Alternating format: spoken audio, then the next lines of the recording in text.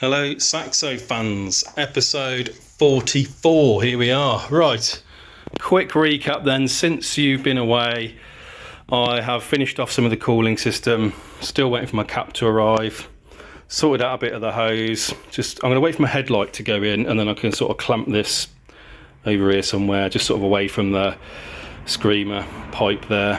Might just get a heat wrap on it as well. And also I did the turbo drain pipe down there, shorten that. If you remember, that was too long, so that's been shortened and that's done. So with all the sort of coolant system done, there's no reason why I couldn't fill it with fluid now, but I'm going to do a sort of a fluids session all in one go really, so I'm not going to do any of that. So there's no engine oil in it at the moment, obviously no coolant, no brake fluid, nothing. I'm going to do it all at once. But today's episode is on getting the intercooler mounted. So you can see I've just popped it on my jack there, and that's probably in the rough position it needs to be in. There or thereabouts. A little bit of room between that and the fan. Now the challenge really is obviously going to be getting the bumper on, but obviously I already knew that I was going to have to cut that at some point. But in terms of mounting this, it's going to be quite straightforward. Because I'm no longer running a bonnet catch, what I'm going to do is use the two positions from here. So I'm going to have a bit of bar from there to there, there to there. I'll brace them together, and I'll do a similar thing underneath as well. There's these two sort of lugs on the bottom as well, so I'll do that. And then in terms of positioning on the bottom, I'll affix it to this bit of the bar down here somewhere.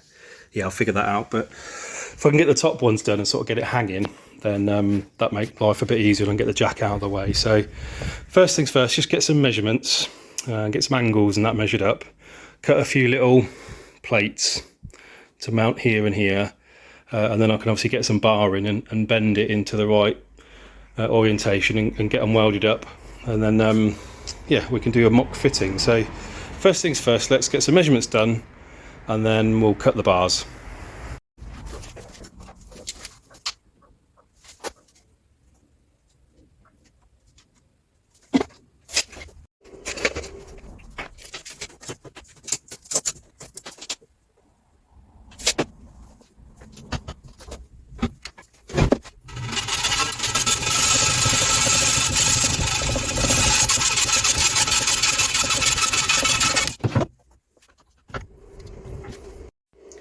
If you're wondering why I'm not using the angle grinder, I've got all my plating tanks exposed and I don't want all the swarf going in there, so I'm doing it the long way.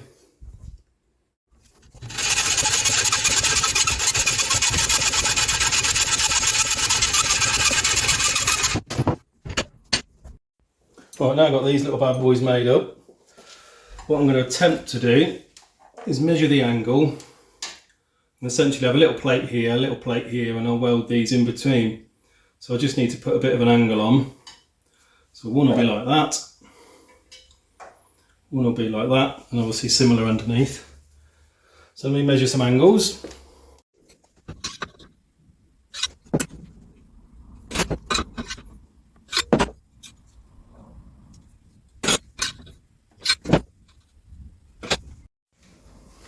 Well, I've got these bent up. So, I think you get the idea of what's going to happen here. Something like that. I might need a little tweak to them, but obviously I'm just resting them in position at the moment. But yeah, something sort of like that. Might need to tweak them, as I say. What I'll do is I'll make up the little plates now that these are going to weld to here and here, and at least I can sort of tack them and then make the sort of final tweaks. But yeah, that's what we're aiming for, something like that. You might think these are quite thin, but they're 5mm, and obviously it's going to have 4 of these on the bottom as well. So as well as having these 2 on the top, I've got enough bar to do 2 of these off each mounting location off the bottom, which I think should be fine. And you know, bending these is not easy. You know, it's not, you have to put quite a bit of force into it, so I'm kind of hoping they're strong enough. If not, then obviously I'll just go for the next size up and go for some sort of 7mm or something, but we'll see. Anyway, let's make some of these little plates and then we can sort of mock things up properly. Just pausing on Intercooler mocking up, and you'll notice car's on its wheels. That's because I've got a new arrival coming this week, bought a new motorbike, And I need to make a bit of space. Essentially the whole car needs to go back a bit. I need to move some of the racking out of the garage, have a bit of a rejig. And well, I thought I'd take the opportunity to actually just spin the car around. And it's the first time the car's been on its suspension with the engine and gearbox in for the first time. And actually I'm really happy with like ride height. I think it looks good, sitting quite nice, not ridiculously low, not too high. So it's on, what are they, grams, 160 pound, or are they like Faulkner springs essentially. Really happy with ride height. I think they're a 30 or a 40 mil drop. I can't remember now, whatever. But yeah, one thing I was concerned about was that it would be riding too high. On the front especially. Arch trim's loose. But I'm really pleased with how that sits. Yeah, feels good to me. So I'm going to just swing the car around, put it back in the garage a bit further forward, so essentially I can get my bike in front of it, and then also I'll be able to work on the front of it a bit easier at the other end. Anyway, just thought I'd update you on that. It looks pretty good. I'm quite pleased. Bit of a pivotal moment, I'd say, actually.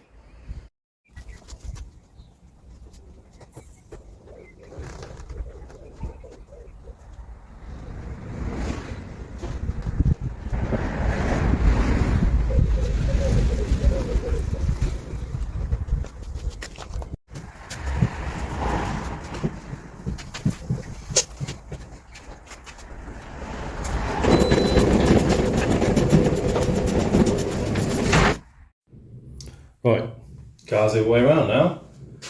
Back to getting the intercooler on. Let's make up these little brackets and then we'll get things welded up. Right, I've got 4 little blanks here that I've just cut out, just marred steel. Going to drill the holes in for the M8 bolts, I think. So yeah, these are probably a bit overkill, but we'll trim them down afterwards. After all the rods have been welded to them, we can obviously tidy them up a little bit, but they'll do for now. So I'll get these drilled and then we can just mark up where the rods are going to go and weld them on.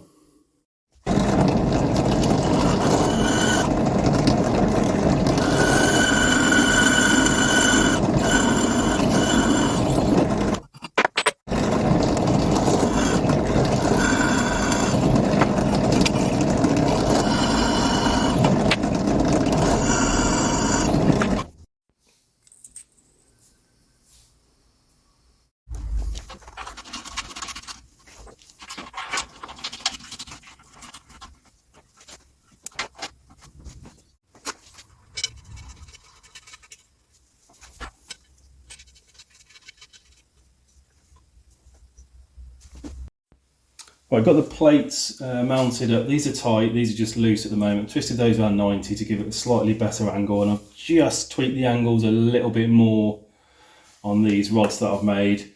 So essentially that one's going to sit on there like that, that one up there, weldy, weldy, weldy. Jobs are good, and then obviously replicate for the other side. So what I'm going to do is I'm going to go and weld this one here first. Hopefully get it in the right orientation, and then well, I'll go and tack it on, come back, and then we'll see what it looks like. But yeah, should be pretty straightforward, I think, to get right. So let's give that a go, and we'll see what it looks like. And while we're talking welders, I have news. So let's go and have a look at the new welding setup. Right then, welding fans, so as you might remember, I had a little flux core Mighty MIG 100 welder before, and as good as that is for the money, it obviously is very compromised. So I invested in a little bit of kit. So this is an Artec TIG welder. Obviously bought myself just a little tabletop one at the moment, welding table. These are just crazy expensive. And that one was from eBay, 200 quid. Yeah, and obviously just sort of fits into the garage just nicely. I've just popped it on my workmate at the moment before I make some more permanent structures. But yeah, obviously it's an expensive setup and a big leap to make. But it's actually something I've really wanted to do for a long time, but obviously the cost of it has just sort of held me back. But I think it will really enable quite a few more things for me to be able to do with this project. So I'm really pleased I've got this. It's all working. I've done a few test welds and stuff, got my eye in. So I've put my little bracket on here and I've just got it rested up against a bit of scrap at the moment. So I'm just going to get this tacked and yeah, then we'll go and offer it up on the car. But I will film my first ever weld on camera. I'm very well aware that I've scratched the surface in terms of knowledge with all of this stuff. So don't shoot me down. I'm learning, still reading, still watching loads of videos and tutorials. I've been on some classes, done some time, you know, elsewhere. So I'm doing my best. But let's tack this up and we'll go and offer it up.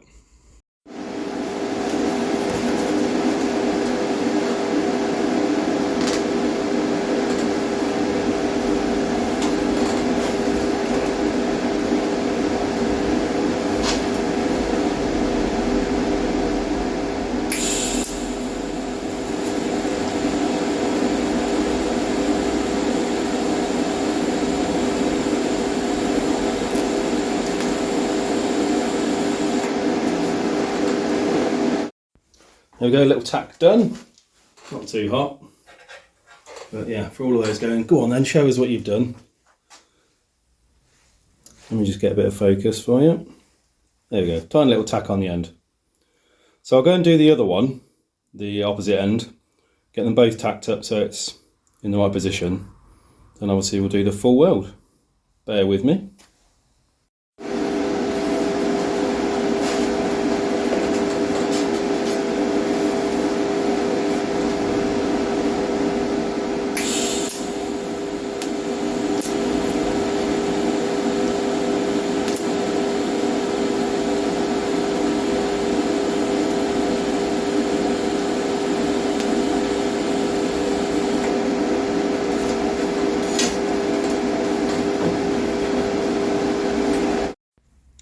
There we go then, both sides done. I've removed the jack, it's just literally hanging on the tacks at the moment, but that's supporting the weight really nicely.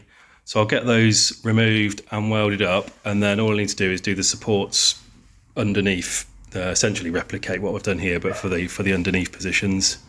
And hopefully that should do the trick. I might add in some bracing across the two as well, might be worth doing. I'll see. I'll get it all bolted up and go from there. Right, time to weld these up properly. I'm going to attempt to film this, but I completely appreciate that you're going to be fully blinded when I start welding. But bear with, we'll see how we get on.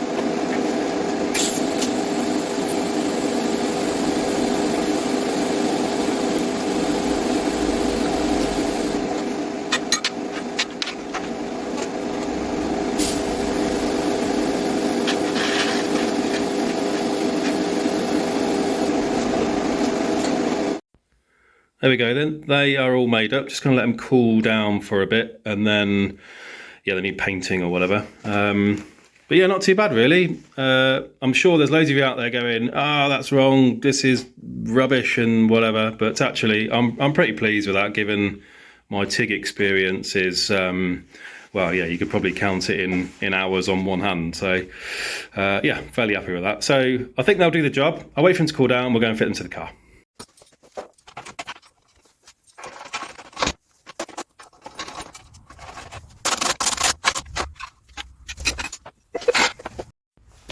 There we go then, they're on. So quite obviously they are not enough to support the intercooler on its own. So I'm going to do a similar thing underneath, but there's going to be 4 of them. They're a bit easier to do underneath. There's less of the sort of, you know, angles and stuff essentially going to come out 90 degrees and bolt onto the plate at the bottom that I'll put in. So yeah, a little bit easier. I won't show you any of that. Basically the same process, but it's the bracket underneath that's going to carry all the weight, because at the moment this is just sort of, yeah, flapping around a bit. So this is just essentially holding it forward, and underneath will carry the weight. So that's the plan. I'll go and get those made, and we'll skip forward to that. and then we can have a look at routing some of the boost pipes, which should be here imminently, but by the time you watch this, they will be here. Right then, Saxo fans, there we go, lower brackets made. Similar sort of concept to above. But yeah, riv nutted to that lower panel. 2 M8 fixings, and then one into the intercooler. Job's a good one. It ain't going anywhere. The only movement in that is because I haven't bolted the slam panel in properly. So I'm pretty pleased with that. That's nice and sturdy. Job's a good one. Obviously I'll get all these plates off and you clean them up, paint them and all that kind of stuff, and obviously I'll do proper fixings in the top. Obviously I haven't plated any of those. I'll get all that done. The other thing as well I think about is maybe bracing this. I don't think it needs it, to be honest, but yeah, I don't know. While I'm here, I might as well do it potentially. Right, so next thing then is yeah, boost pipe routing, which is going to be tricky because we've got to get it in there and round and up and yeah, all sorts of funky stuff. So right, let's dig out the boost pipes and show you what we got. Right, time for a little unboxing video then. Right in with the YouTube kids these days. Seems to be all unboxing videos. So this should be all of my boost silicone pipes and all that kind of stuff. Let's find out. There we go. Now I actually ordered from a place called Speeding Performance Parts. And the only reason, they were the only ones that did everything that I wanted in black. Didn't want red or blue or anything like that. So yeah, gone for the blacks. Anyway, so a bunch of 90s. This one here is actually my reducer from the turbo. So I don't know if you can see. This one here is slightly narrower than that one. And then yeah, just a bunch of 90s. That's a 60-degree elbow. Yeah, then a couple of straight pipes. Little joiner. I've already worked out roughly what I need. And then just a bunch of nickel ore clamps. So let's see how all that's going to fit on the car, shall we? Right, and Saxo fans, I need to apologise because this video has taken forever to come out. There is a reason for it. I haven't forgotten. I have been working on the car, well, sort of, but actually I've just spent basically almost a month learning how to TIG weld properly. Been on a couple more courses, just spent more time perfecting my setup and myself, basically. So as a result, the car kind of stalled a bit and I've waited for some stuff, and obviously things take time to arrive and what have you. But I feel like I've made good progress now. So I'll spin you around and I'll show you what's what. My aim now is to make a bit more progress. Now the sort of welding stuff is, you know, sort of done, you know, and I can crack on without having to wait so much. Yeah, things will be a little bit faster, hopefully, we'll see. But anyway, let's show you what I've done. Right, so as you just heard, my plan was to use all the silicone joins and everything like this to make up a system that worked. The issue that I've got with that is that it's just not quite right. You know, where you've got like a 90-degree bend, for example, maybe you need like a little 80-degree or a 75 or something. So you're pushing the silicone in positions where it's just not happy. So what I've actually done is decided to make hard pipe myself. Now, I have gone with stainless, and the only reason why I've done that and not picked aluminium is just because I haven't done any aluminium welding yet, and I'm just not happy with diving straight into that. So I'd rather just focus on my stainless, and then maybe I can change them later down the line when I've done a bit more aluminium welding practice, because at the moment my time with that is probably about 15 minutes. So yeah, it's not something I'm prepared to do. So that's the only reason. Criticise it all you like. I accept it is a slight compromise. Obviously the stainless is heavier, but you know, it's going to do the same job. Anyway, so what I've had to do is, I'll try and show you this. It's pretty tricky, but so what I've got is a silicone pipe there coming out the bottom of the turbo. That's obviously a reduced size for the turbo outlet, and then it jumps up to a 2.5 inch on a 90-degree. And then from there it comes along that stainless pipe there, and I've put a join in there. That's just obviously a straight join, and then I've come under the chassis leg round there, and yeah, I've put a couple of little angles in here. You'll see it's not quite straight, and that's the reason why you can't just get away with using sort of 90s and stuff. Anyway, and obviously into the cooler up here, and then the rest of the plan, this is where I got to at the moment, and I thought, geez, I'm not actually filming any of this. Is obviously a 90 here. I'm going to drill a nice hole where that green mark is on there, and obviously up to the throttle and avoid some of the other key stuff. So that's the plan. So I am making it out of hard pipe. Personally, I think it looks better with hard pipe. Obviously I can't have hard pipe everywhere because there needs to be some flex in it. So obviously you've got the flexi there, there's a join there, and obviously a join at the turbo. I'll put a join down here somewhere, and then obviously a join up at the throttle. So plenty of movement in the system and things for things to flex about a little bit. So let's carry on with this then. I'll show you what I'm doing, but the next job actually is to drill that hole there and extend this pipe through. Yeah, let's do that, and then we'll cut the straight piece to go through there.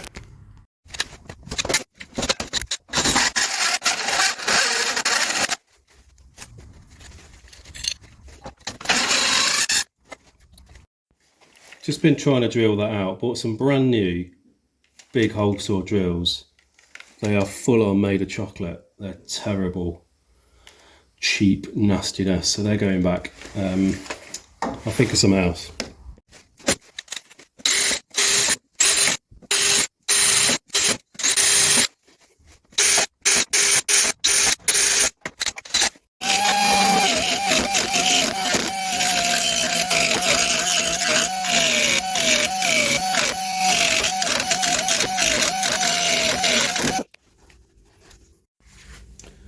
There we go then, that's that done. Nice big hole to get this through. I wanted a good amount of clearance in case it does move.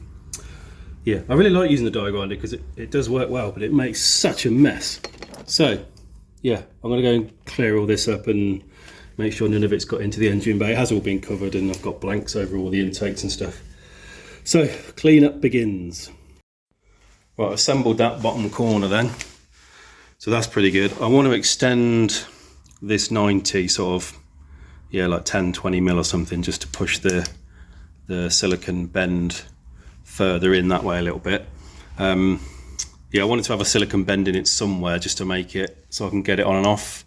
Okay, anyway, so then it's going to come up, I think here seems like a logical place, and then all I've got to do is join that to that, and I'll cut this back a bit so the silicon's not quite so long.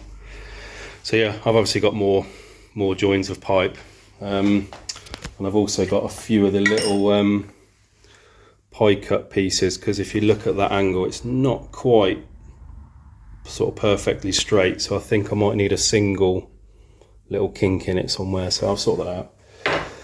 But yeah, first thing is I'm going to just get a little bit cut for the bottom of that. We'll tack that on with the rest of it, and I'm just tacking it all together now, and I'll weld it all in one go.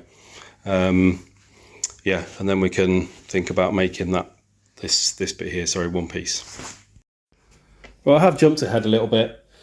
I do get too excited sometimes and just get carried away and forget to film. But basically, all of the air path is done, I think. Obviously, I've got to weld everything up, but it's all tacked into place, not going anywhere.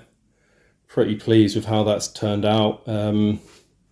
As always, it's a fighting the space problem, especially as I've kept my power steering down here, which is making life a bit more difficult because you've got all the power steering lines and all that sort of stuff to get over. But I feel like with it sort of coming up a bit and over, it gives me a bit of space underneath and on top of the gearbox. I've still got all the gearbox mech to go in yet. Still got the intake pipe that I need to do with a big air filter over there somewhere.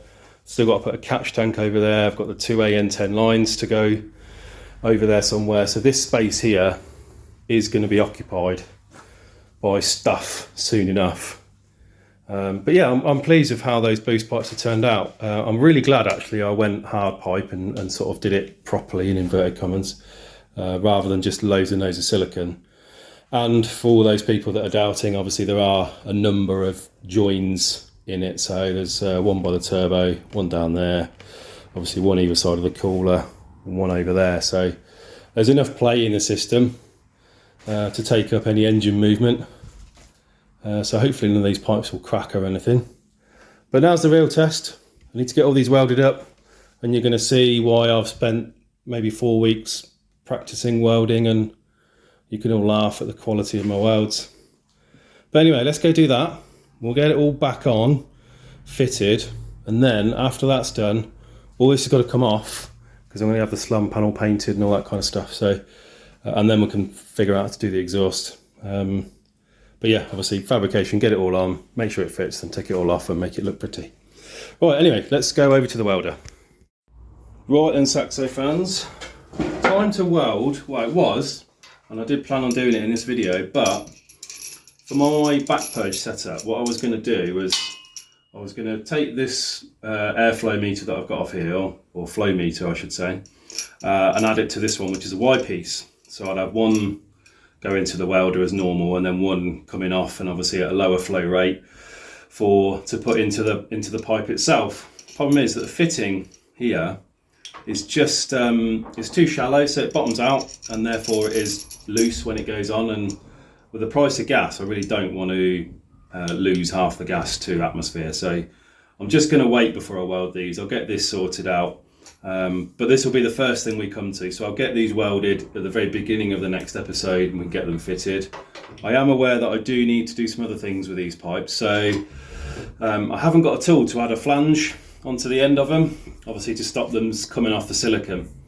So what I'm going to do is I'm going to run the weld intentionally cold, and I'm going to put a beader weld around the edge of them. That's the intention with that. That should be absolutely fine. All it is to stop the silicone coming off. It's not for sealing or anything like that, so I'm sort of happy to do that, except it's a bit of a compromise. But the tools to put a bead on they're quite expensive, and given I only need to use it like 4 times, it's almost not worth doing. So I'm just going to run a lumpy weld essentially intentionally around these. So I'll do that as well in the next episode. And also I need to get my blow off valve sorted. That's going to go in this pipe just up close to the throttle, somewhere in here. So I need to get a boss and cut this out. But there's nothing stopping me welding all of this up and having that prepped and ready. So anyway, that's going to be the end of this episode, unfortunately. I did want to do this, but yeah, my setup has failed me. But yeah, anyway, so thanks for watching. Again, apologies it took so long. I did want to really get on with the welding, and I feel like I've made good steps forward with it. I'm happy with where I'm at. So in the next episode, I'll show you that, obviously, and hopefully that'll be a bit quicker. So if you be patient and hang around for the next one. Cheers,